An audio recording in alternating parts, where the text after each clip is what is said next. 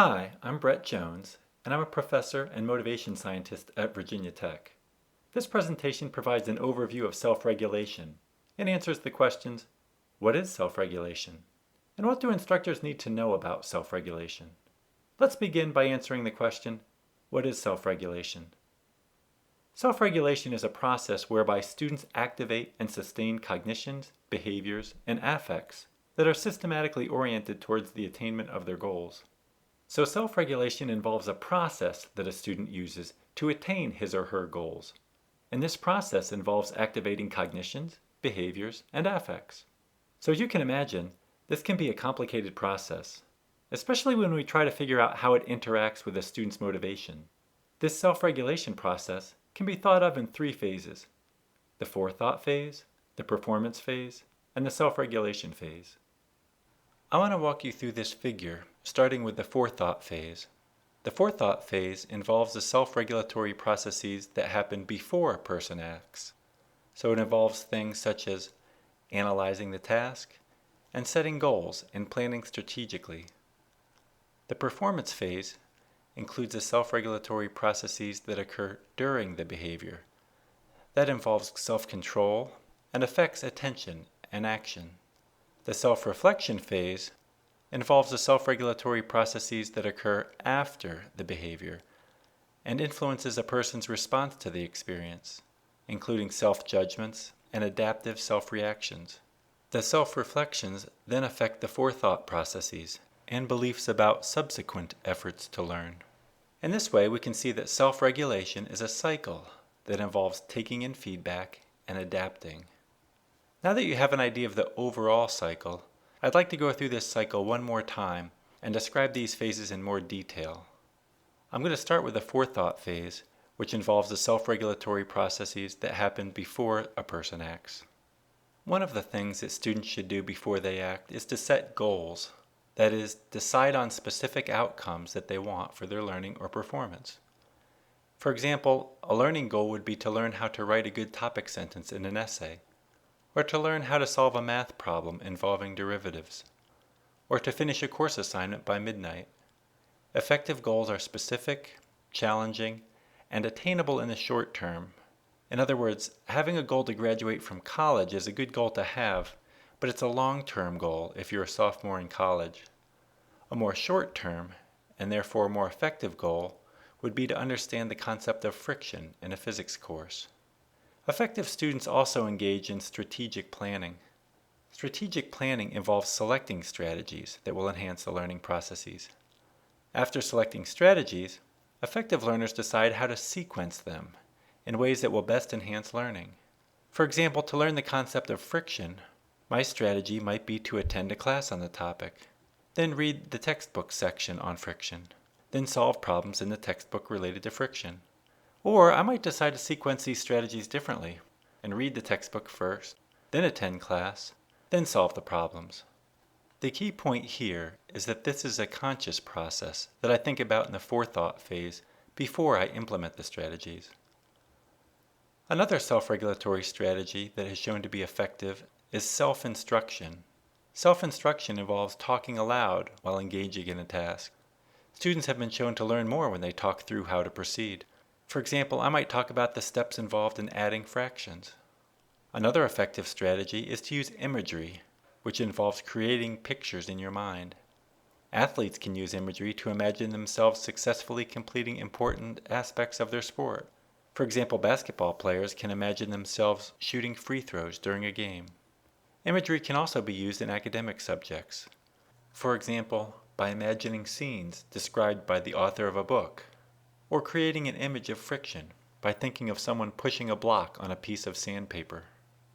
Another effective strategy is called environmental structuring, which involves optimizing the effectiveness of the immediate environment. For example, if someone's mowing the grass outside while you are studying, you could shut the window, or go to another room to minimize the noise because it can interfere with your concentration on the material you're trying to learn. Help seeking involves asking someone more knowledgeable for help. Knowing that you need help and who might be able to help you is an important way to be proactive in regulating your learning. Finally, time management is an important strategy that involves not only setting specific goals, but also estimating how long it will take to achieve them and monitoring your progress in achieving them. These are only a few of the many effective self-regulatory strategies that are available to learners, but hopefully they give you an idea of the types of strategies that are available in the forethought phase. Now let's examine some of the sources of motivation in the forethought phase. In other words, why do students decide to regulate their academic strategies? Factors that affect students' strategic choices include their self-efficacy beliefs, outcome expectations, task interest, and goal orientation. I'm not going to discuss these motivation-related beliefs here because I do so in more detail in other videos, which can be found on my YouTube channel. But briefly, self-efficacy refers to one's beliefs about her abilities to learn or perform a specific task at a specific level. Outcome expectations refer to one's beliefs about the results of his learning or performance. Interest includes enjoying a task for the rewards inherent in the task.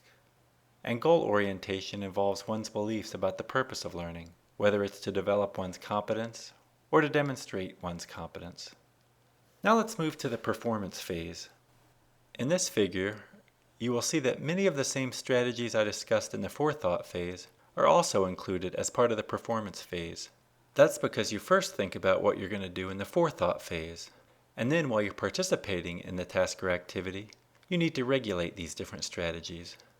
So I've already described the 5 strategies in the blue box, so let me now describe the other 2 strategies shown in this performance phase, task strategies and interest incentives. Task strategies include strategies that can lead to success on a specific task. For example, if I'm trying to add fractions, one strategy is to make the denominators the same number. Interest incentives include developing strategies that make a task more interesting, such as challenging yourself or making a game out of an activity. Completing a sheet of questions about Native Americans might be boring to a 4th grade student, so she might challenge herself to answer the questions without looking up the answers and completing the sheet in less than 3 minutes. Now let's talk about what happens after the activity is completed. So now we're in the self-reflection phase.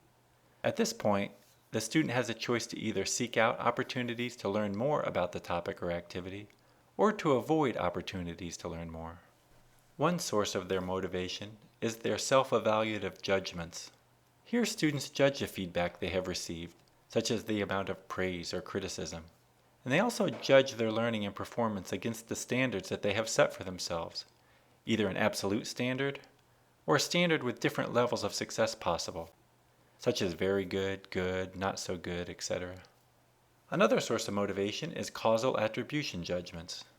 Students explain their successes and failures by attributing them to something, such as their effort, their strategy use, or their natural ability.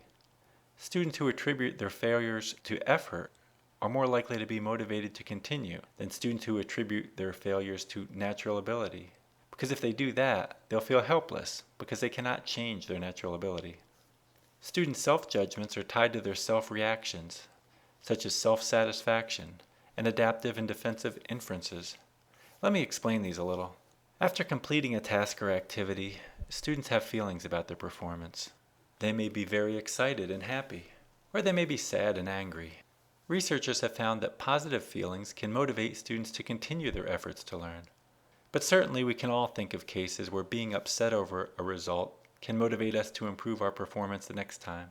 Most everyone involved with sports has either heard or used the expression after a big loss, "There's always next year," referring to the fact that they're going to work harder over the coming year and try to beat the other team next year.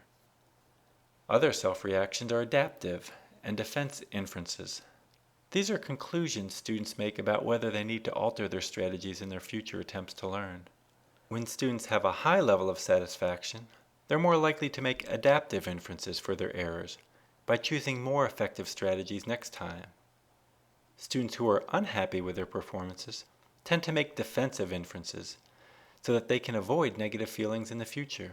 These defensive inferences include things such as helplessness, procrastination, avoiding tasks, and apathy. These self-judgments and self-reactions in the self-reflection phase influence the processes in the forethought phase, and thus complete the self-regulatory feedback cycle. Now let's move away from the phases of self-regulation to talk about how other people can affect someone's motivation by affecting his self-regulation. Zimmerman and Shunk have proposed 4 levels of regulation: observation, emulation, self-control, and self-regulation.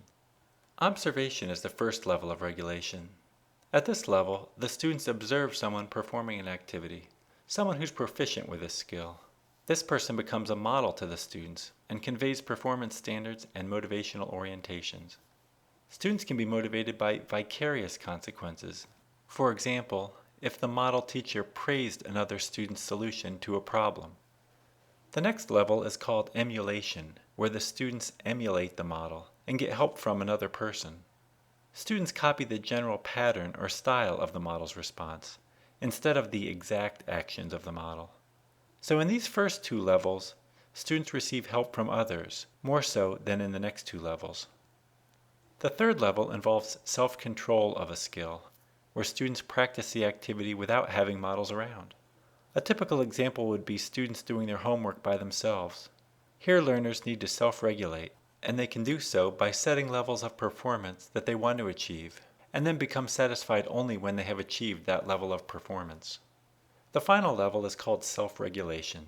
To be self-regulated for a task or skill, students need to practice this skill in unstructured settings where there are more dynamic and contextual conditions. Based on the outcomes, students must learn to make adjustments.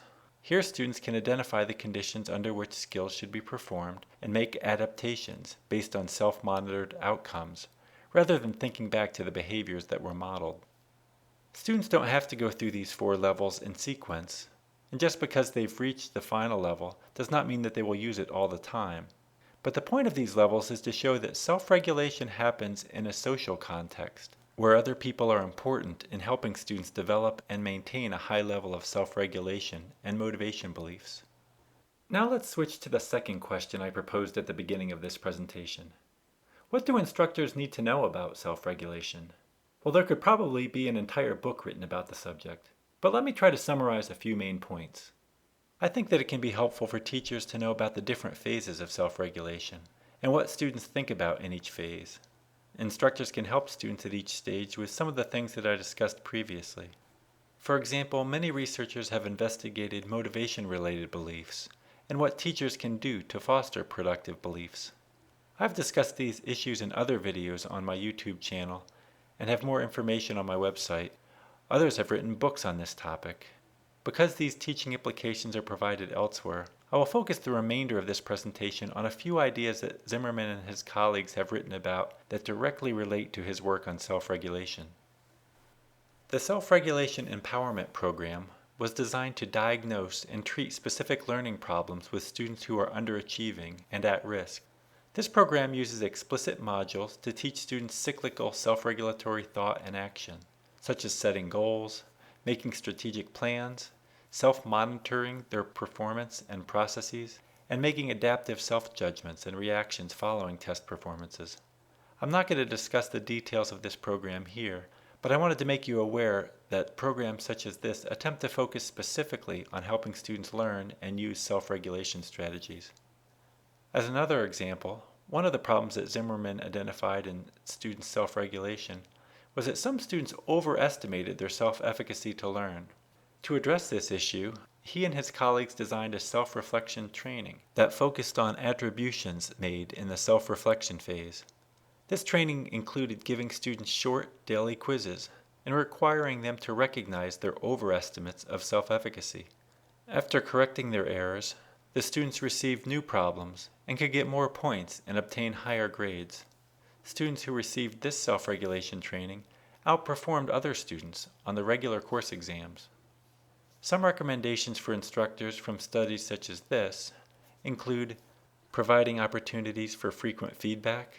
This might include providing more opportunities for feedback and/or higher quality feedback, providing assistance needed for students to succeed, allowing students to correct their mistakes, such as what was done in the Zimmerman study to allow students to improve their grades, helping students attribute failures to lack of effort or improper strategies. This implication is completely consistent with the research on attribution theory. Again, these are only a few of the recommendations for instructors, but they're ones that are directly related to the types of research conducted by those studying self-regulated learning. Now I want to place these strategies related to self-regulated learning within the bigger picture of motivating strategies that can be used by instructors to motivate students. The music model of academic motivation provides key motivation principles for instructors to consider when designing instruction. A more complete explanation of the music model is provided elsewhere, such as in Jones 2009 and at the motivatingstudents.info website. But here I want to briefly explain the model and how the instructional strategies related to self-regulated learning fit into the music model instructional strategies. The music model states that instructors need to ensure that students believe that they have some control over some aspect of their learning, understand why the content is useful, believe that they can succeed if they put forth the effort, are interested in what they're supposed to be learning, and believe that the instructor cares about whether they meet the course objectives. These 5 key principles can be remembered by using the acronym MUSIC. The implications based on self-regulation relate to empowerment, because students need to be empowered to make their own decisions, so they have the opportunity to engage in self-regulation. It's impossible to self-regulate if someone else is doing all the regulation for you by telling you exactly what to do. By empowering students, teachers provide students with opportunities to regulate different aspects of their environment, such as their goals, their strategies, how they want to manage their time, where to seek help, and how to set up their learning environment. Of course, students will need some help with all of these things initially, until they become more skilled at managing them. Self-regulation also has implications related to the success component of the music model, which states that students need to believe that they can succeed if they put forth the effort. From my previous slide on recommendations for instructors, we know that instructors should provide frequent feedback, provide assistance needed for students to succeed, allow students to correct mistakes, and help students attribute failures to lack of effort or improper strategies. As you can see, self-regulation doesn't focus on usefulness, interest, and caring, although these components may be supporting elements that instructors need to use to help foster students' success beliefs. The purpose of this presentation was to provide an overview of self-regulation. More explanation of this theory can be found in the references cited here. I have links to other information and videos on my website at www.motivatingstudents.info. Feel free to contact me by email at brettjones@vt.edu.